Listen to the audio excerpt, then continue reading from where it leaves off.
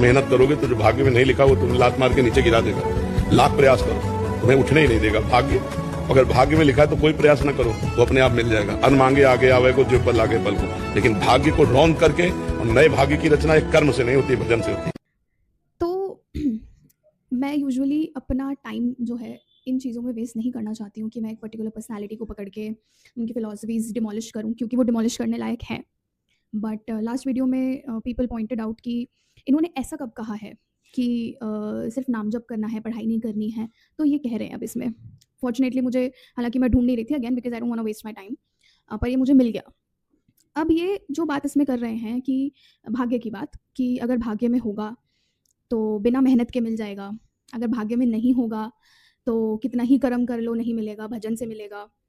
ये स्टेटमेंट इतनी ज़्यादा फ्लॉड है इतने सारे लेवल्स पे जाके। एग्जाम्पल से समझने की कोशिश करते हैं। एक व्यक्ति है ए, वो किसी एग्जाम की तैयारी स्टार्ट कर रहा है।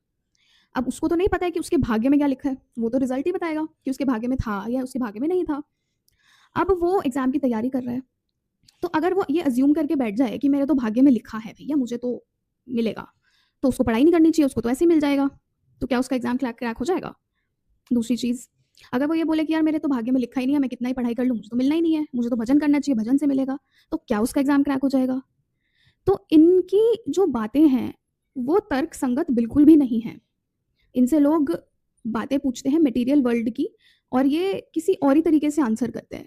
एक दूसरी वीडियो मुझे मिली जिसमें ये भाग्य को बिल्कुल ही खारिज कर दे रहे हैं कि कुछ है ही नहीं भाग्य।